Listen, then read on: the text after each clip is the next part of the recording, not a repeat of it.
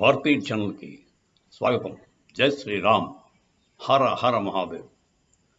మీకు ఆ మధ్య పవన్ కళ్యాణ్ గారు ఒక ప్రాపగండా టైంలో ఒక ఆరోపణ చేశారు.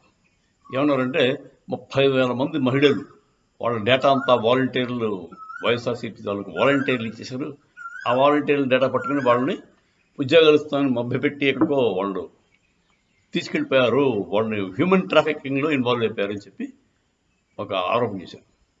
అది అప్పుడు వైఎస్ఆర్సీపీ వాళ్ళు చాలా ఖండించారు, ప్రూఫ్ పట్టమని అడిగారు గట్టిగా. అయిపోయింది, ఆ ఎపిసోడ్ అయిపోయింది. కాకపోతే దాంట్లో కొన్ని నిజాలు ఉన్నాయేమో అనిపిస్తుందండి. అట్లా అంటే వైఎస్ఆర్సీపీ ఇన్వాల్వ్మెంట్ ఉండదు నాకు తెలిసి. జగన్మోహన్ రెడ్డి వచ్చి కూర్చుని అందరినీ ట్రాఫికింగ్ చేయండి అని ఎంకరేజ్ చేయడు. కాకపోతే ట్రాఫికింగ్ అయితే జరిగింది. అది ఎలా జరిగింది అంటే డేటా మేబీ ఈ వాలంటీర్స్ ద్వారా వచ్చి కూడా ఉండొచ్చు. ఎందుకంటే వాలంటీర్స్ అందరూ మంచి వాళ్ళు ఉంటారని అనుకోం కదా, చెప్పలేం కదా.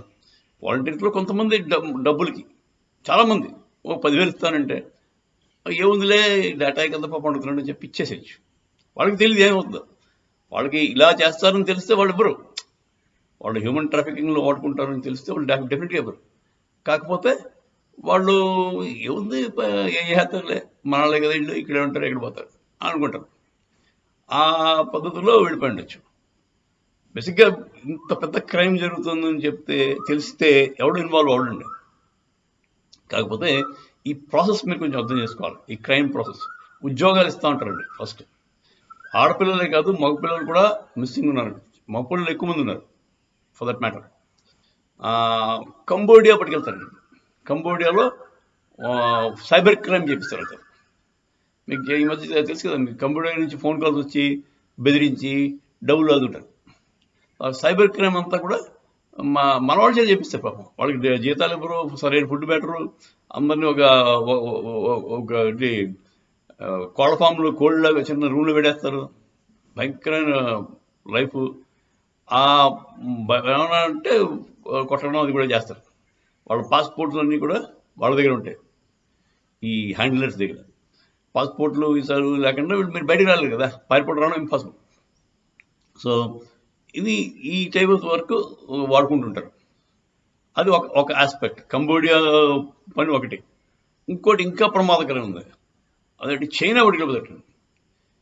ఈ మనుషుల్ని, కుర్రాళ్ళు కానీ అమ్మాయిలు కానీ చైనా పట్టుకుపోయి అక్కడ వాళ్ళ చేత డ్రగ్స్ గట్రా వాళ్ళకి అలవాటు చేసి చైనా వాళ్ళు వాళ్ళ ఇష్టానుసారం వాడుకుంటారు.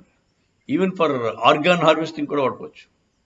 ఆర్గాన్ హార్వెస్టింగ్ అంటే మీకు తెలుసు కదా, ఒక కిడ్నీ పోతుంది ఎవడుకో, వాడికి కిడ్నీ కావాలి అర్జెంట్గా అంటే ఈ కుర్రాడు ఇక్కడ వెళ్ళాడు కదా, హెల్దీ ఉంటాడు, వాడి ఆర్గాన్ తీసుకో. అలాంటి పనులు జరుగుతున్నాయండి.